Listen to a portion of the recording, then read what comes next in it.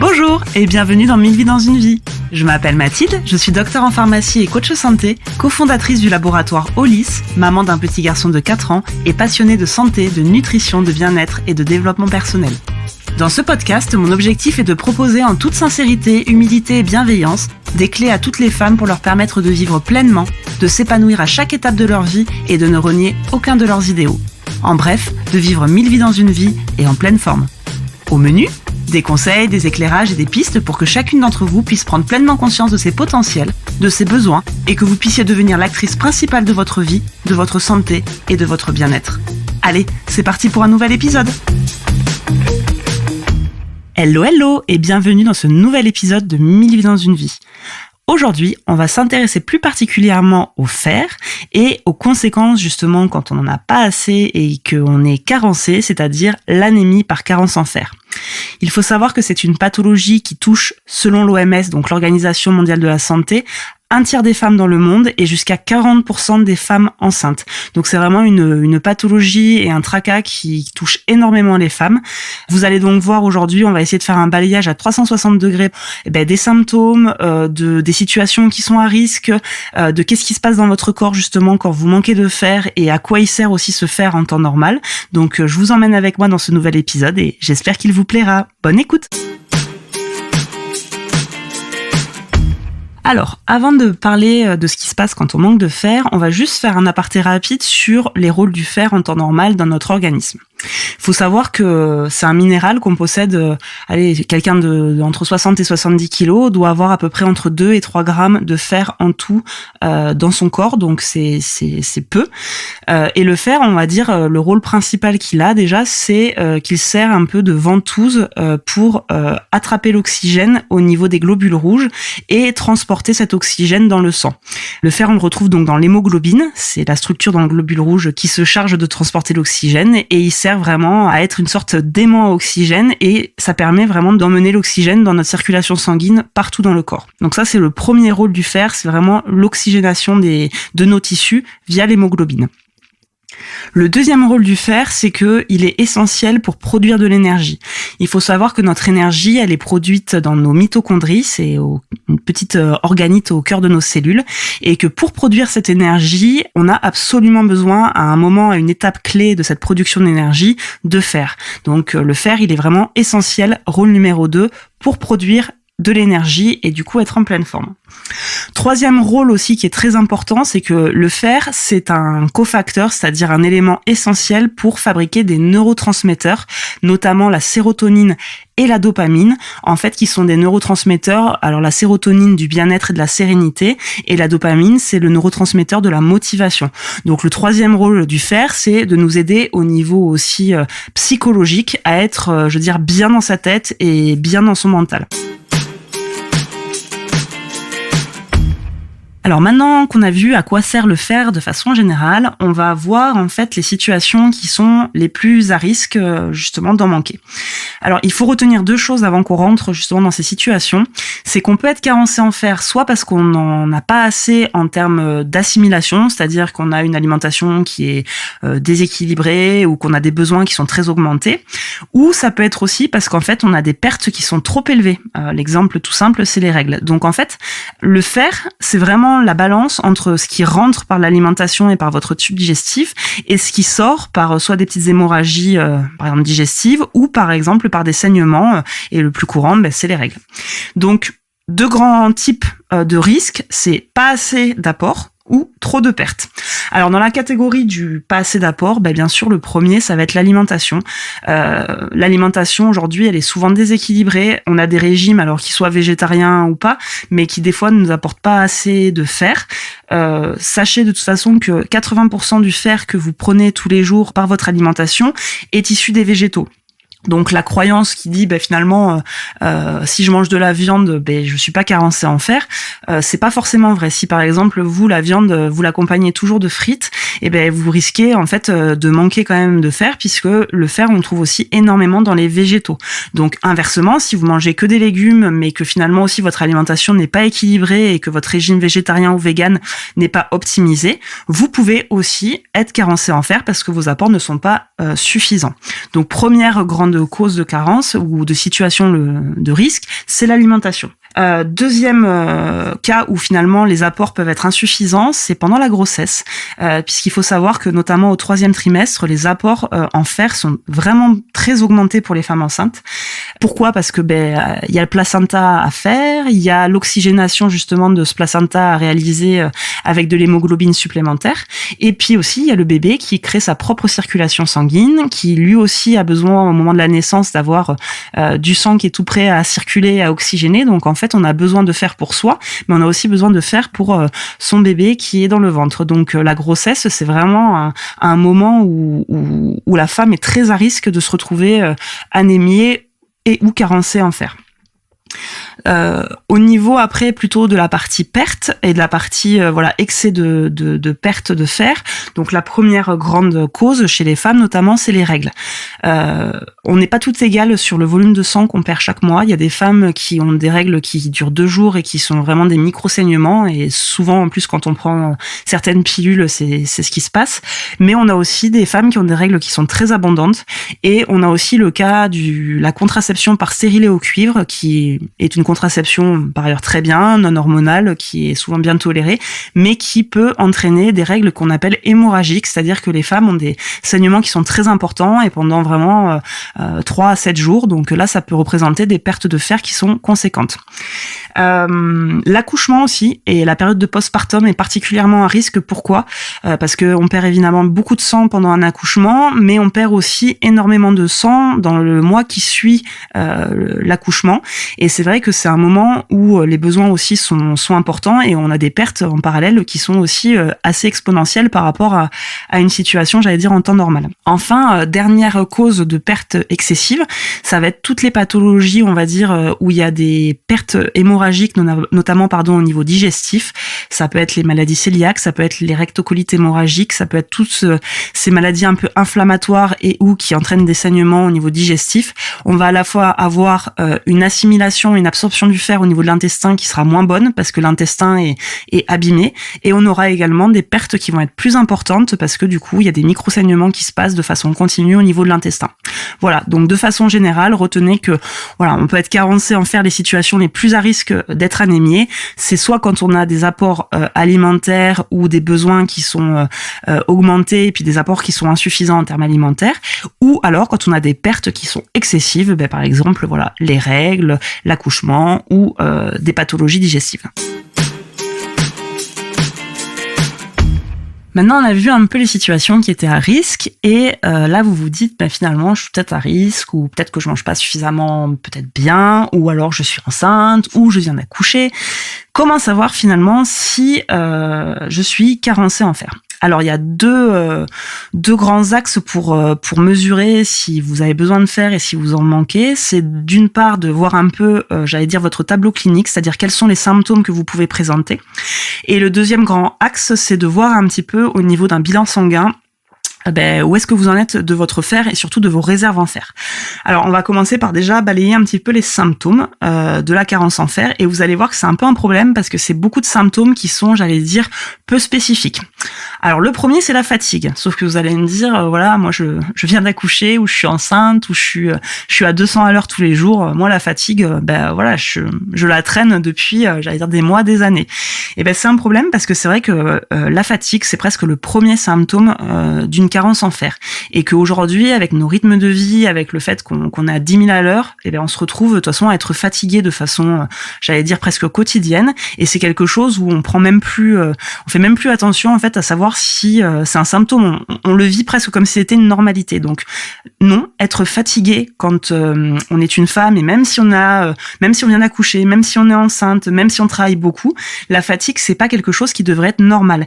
Et retenez bien qu'en fait, si vous êtes fatigué, ça peut être déjà un premier signe que vous manquez de fer. Ensuite, d'autres symptômes qui existent, et là aussi qui sont non spécifiques, c'est par exemple la pâleur. Pourquoi ? Parce qu'on l'a vu, le fer, ça sert à oxygéner, ça sert à faire circuler le sang. Et quand on a une circulation justement d'oxygène qui fonctionne moins bien, du coup, on a les petits vaisseaux sous la peau qui sont moins bien desservis, et du coup, on a un teint qui est beaucoup plus pâle. Alors vous allez me dire, en plus l'hiver, tout ça, on voit pas forcément. Donc la pâleur, c'est aussi un symptôme, mais un symptôme qui est difficile aussi à mesurer. Autre symptôme, là, qui est peut-être un peu plus spécifique, c'est tout ce qui est essoufflement. Si vous avez tendance à l'effort, ou alors, en fait, au repos, à être facilement essoufflé, c'est-à-dire que vous montez un escalier et puis voilà, vous vous rendez compte que vous avez besoin de respirer vraiment très très fort, ou que quand vous faites votre sport habituel, vous avez de plus en plus de mal finalement à retrouver votre souffle et que vous êtes très essoufflé, anormalement. Ça aussi, c'est quelque chose qui doit vous faire tilt si ça vous arrive, parce que c'est quelque chose de très spécifique. Là aussi, c'est logique. Le fer, c'est ce qui permet d'oxygéner votre sang. Donc, quand vous faites un effort physique, vous avez besoin d'oxygène. Et quand vous n'avez pas assez d'hémoglobine et de fer pour faire circuler cet oxygène pendant l'effort ou au repos, on se retrouve à être essoufflé parce qu'on manque d'oxygène. Donc ça, l'essoufflement, c'est vraiment quelque chose qui doit vous alerter si, que ça soit à l'effort ou au repos, vous avez ce genre de symptômes. Il peut y avoir aussi, ça arrive, des petites palpitations ou alors des étourdissements et des vertiges. Vous savez, quand vous vous relevez un peu vite ou que vous changez de position, ça peut être lié à des petites chutes de tension, mais ça peut être aussi un symptôme d'une carence en fer. Donc là aussi, c'est très non spécifique, mais si c'est associé à d'autres symptômes que je viens de vous décrire, ça doit aussi vous faire penser peut-être à une carence. Enfin, un autre symptôme qui est très commun chez les femmes, et là aussi où on pense pas du tout au fer, c'est tout ce qui est chute de cheveux et ongles qui sont mous et cassants. La chute de cheveux, en plus, on n'a pas de chance, mais par exemple, quand on vient d'accoucher, il y a un phénomène hormonal qui fait que quelques semaines, quelques mois après d'accoucher, on perd ses cheveux. Ça peut être lié aux hormones, ça peut être lié aussi à une carence en acides aminés, il y a plein de choses, mais ça peut aussi être dû au fer. Et ça tombe bien, généralement, quand on vient d'accoucher, on est aussi dans les chaussettes au niveau de nos réserves de fer, et il y a pas mal de chutes de cheveux et de femmes aussi qui perdent leurs cheveux au quotidien et qui comprennent pas. Elles prennent plein de suppléments à base d'acides aminés, à base de vitamine B notamment, et en fait ça ne fait rien. Donc là, quand vous avez ce genre de choses aussi, il est hyper important de penser à la carence en fer et de vous dire que peut-être c'est le moment de vous faire un petit check-up avec votre sage-femme ou votre professionnel de santé pour vérifier que votre chute de cheveux ou vos ongles qui sont cassants, qui sont mous et qui poussent pas bien, est-ce que ça serait pas lié finalement plutôt que à quelque chose d'hormonal ou d'acides aminés, de vitamines, est-ce que ça serait pas lié aussi à la carence en fer? Si quand vous prenez des multivitamines ou des suppléments spécifiques, ça ne s'arrange pas ou ça ne va pas mieux, vraiment pensez-y, parce que c'est une grande cause de chute de cheveux et de problèmes au niveau des ongles. On vient de voir du coup la partie tableau clinique et symptômes en fait de la carence en fer. Donc si je récapitule, je suis hyper fatiguée, je suis essoufflée à l'effort ou au repos, je suis hyper pâle, je perds mes cheveux, j'ai les ongles qui sont pas jolis.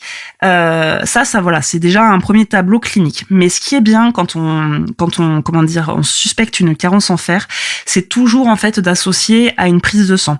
Donc là pour ça c'est hyper simple. Vous avez votre sage-femme, votre généraliste, votre gynécologue, le professionnel de santé référent qui vous suit, c'est de faire une sorte de petit check-up pour savoir où est-ce que vous en êtes. Alors, cette prise de sang, en fait, qu'est-ce qu'on regarde ? Vous remarquerez qu'en fait, quand vous faites une prise de sang pour vérifier votre statut en fer, on ne mesure pas le fer directement dans votre circulation sanguine parce que c'est pas un marqueur qui est intéressant. Ce qu'on va aller regarder, c'est ce qu'on appelle la ferritine.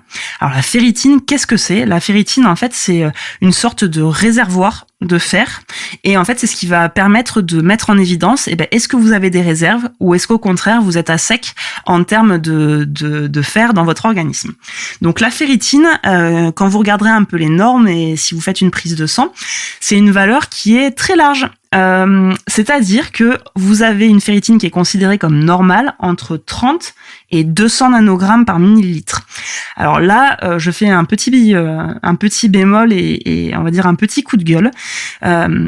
Pour une femme de 65 kilos, par exemple, avoir un fer à 30 ou à 200, c'est vraiment pas la même chose. Et ce qu'il faut savoir, c'est que c'est des normes qui sont vraiment très très larges. Je m'explique. Vous pouvez très bien, par exemple, faire 45 kilos, avoir une ferritine qui est à 60, et puis aller très bien. Et vous pouvez très bien être cette même femme de 45 kilos ou de 60, peu importe, avoir une ferritine à 40 qui est considérée comme normale, et par contre avoir un tableau clinique vraiment marquant de la carence en fer. Ce que je veux vous dire, c'est que ces normes-là, c'est des normes, et que les normes, c'est pas du tout individualisé, et ça tient pas du tout compte de votre tableau clinique. Donc si vous avez un taux de ferritine qui est un peu dans les limites basses, c'est-à-dire à 30, à 40, à 50, à 60, mais que à côté de ça, vous avez vraiment des symptômes qui sont évocateurs de la carence, sachez que c'est totalement possible, entre guillemets, d'être dans les normes, mais que votre norme à vous ne soit pas celle des normes, on va dire, de 80% de la population. Donc c'est pour ça, je le disais au départ, que quand on recherche une carence en fer, il y a vraiment deux grands aspects. Il y a les symptômes que vous pouvez avoir et il y a le bilan biologique. Mais moi, j'ai envie de dire, la première des choses, c'est déjà les symptômes. Alors, c'est sûr que, voilà, si vous avez une ferritine qui est à 150 et peut-être que vous êtes fatigué, là, on va plutôt aller chercher une fatigue, les causes de la fatigue ailleurs. Par contre, si vous avez votre ferritine qui est à 50, que vous êtes fatigué, vous perdez vos cheveux et puis vous êtes hyper essoufflé quand vous allez faire votre sport, là, vous avez beau avoir une ferritine qui est dans les normes, on peut se dire quand même raisonnablement que vous, votre norme n'est pas celle du laboratoire et que finalement vous avez un seuil de tolérance à la carence en fer qui est un peu plus bas que ce que entre guillemets la norme et la normalité le considère. Donc vraiment pensez toujours que on associe toujours le tableau clinique, vos symptômes au résultat de la prise de sang, et que quand on est un peu dans les zones limites orange de la prise de sang, il faut toujours l'associer aux symptômes. C'est-à-dire que si vous n'avez pas de symptômes, c'est que ça va, vous supportez bien, il n'y a pas forcément besoin de vous supplémenter. Mais si vous êtes dans la zone un peu orange, la zone tampon entre j'ai un peu de réserve mais pas trop, et que vous avez des symptômes, là il faut pas réfléchir, il faut vous supplémenter parce que votre normalité n'est pas celle de votre voisine, copine, sœur, et que l'important c'est ce que vous ressentez et les symptômes que vous pouvez avoir. Dernier aspect qu'on va aborder pour cet épisode justement sur l'anémie, la carence en fer et le manque de fer, c'est de vous expliquer de façon le plus simple possible et très rapidement en fait qu'est-ce qui se passe dans votre organisme quand vous êtes carencé en fer ou quand vous manquez de fer. On va partir en fait de quand tout va bien. Quand tout va bien, on l'a vu, le fer il vous sert à produire de l'énergie, donc vous êtes en pleine forme. Le fer il vous sert aussi du coup à oxygéner tous vos tissus, donc là aussi vous faites du sport, il y a pas de souci, vous êtes en forme, vous êtes le teint est bien rose, vos cheveux vont bien, et puis pareil au niveau mental, vous fabriquez votre sérotonine, votre dopamine et tout va bien. Donc ça, c'est dans la situation idéale. Ensuite, petit à petit, je sais pas, vous pouvez tomber enceinte, c'est super, félicitations. Vous pouvez changer de régime alimentaire ou avoir une période où finalement vous faites beaucoup moins attention à votre alimentation, et puis petit à petit, voilà, vous allez avoir un peu moins d'apport. Ou par exemple, vous venez d'accoucher, ou vous avez changé votre contraception, vous avez un stérilet, et puis là, petit à petit, chaque mois, en fait, votre balance entre ce que vous apportez en fer et ce que vous perdez, devient déficitaire. Et donc cette anémie, cette carence en fer, elle peut vraiment se faire au fur et à mesure sur des mois, des semaines, des années, et petit à petit, vous avez vos réserves de fer qui diminuent. Alors quand les réserves de fer elles diminuent, au début, il se passe rien. Il n'y a pas de symptômes. On a encore un peu de tampons pour faire si jamais on a des besoins qui sont plus importants. Donc, on puise dans les réserves. Au niveau symptômes, comme je vous le disais, il se passe rien. Si on fait une prise de sang, tout va bien. La ferritine, peut-être, elle est sur une tendance où elle baisse un petit peu, mais elle reste dans les normales. Tout va bien. Et puis, au fur et à mesure, on continue, avoir de moins en moins de fer dans les réserves. Et là, qu'est-ce qui se passe? Là, on commence à avoir des problématiques d'oxygénation. Donc, on a le teint un peu plus pâle, on est un peu plus essoufflé, on a moins de fer, donc en fait, on fabrique moins d'énergie au niveau de nos mitochondries. Donc là, la fatigue commence à s'installer. Ça s'enraye un peu dans la machine. Mais encore une fois, ce qui est difficile, c'est que c'est des symptômes qui apparaissent vraiment au long cours. Donc, voilà, on se réveille fatigué, mais finalement ça devient tous les jours, ça devient une habitude, c'est quelque chose où on se dit tiens, je suis vachement plus essoufflé, tiens, je perds mes cheveux, mais bon, ça devient quelque chose de normal. Et là finalement, quand ce genre de symptômes commencent à apparaître, c'est que nos réserves de fer ont été épuisées et qu'en fait notre corps n'a plus assez de fer pour fabriquer de l'hémoglobine, donc notre oxygénation diminue au niveau de nos tissus, on devient pâle, il y a les cheveux qui tombent, on fabrique moins de sérotonine et de dopamine, donc on a des difficultés aussi un petit peu de concentration, on se sent plus irritable, un peu moins motivé, et puis petit à petit, voilà, on a l'ensemble des symptômes qui apparaissent à partir du moment où nos réserves ont été épuisées et que le corps, en fait, il a plus assez de fer pour fabriquer finalement tout ce qu'il a besoin de faire avec, et on se retrouve vraiment là dans le cercle vicieux de la carence en fer et dans la pleine expression de l'anémie et des symptômes qui en découlent. Voilà, j'espère que cet épisode sur le fer et sur l'anémie par carence en fer vous a plu, que vous avez pu apprendre des choses et un peu faire le bilan aussi de vous par rapport à ça, où est-ce que vous en êtes, est-ce que vous pouvez être à risque, est-ce que ça vaut le coup d'aller voir votre professionnel de santé pour faire un petit bilan. Le prochain épisode, du coup, on passera à comment prendre en charge tout ça, qu'est-ce qu'il faut faire quand on est carencé ou quand on est à risque pour ne pas risquer justement d'avoir des réserves à zéro ou faire remonter son statut en fer. Donc je vous donne rendez-vous pour un nouvel épisode de 1001 vies et d'ici là, portez-vous bien, prenez bien soin de vous et à bientôt.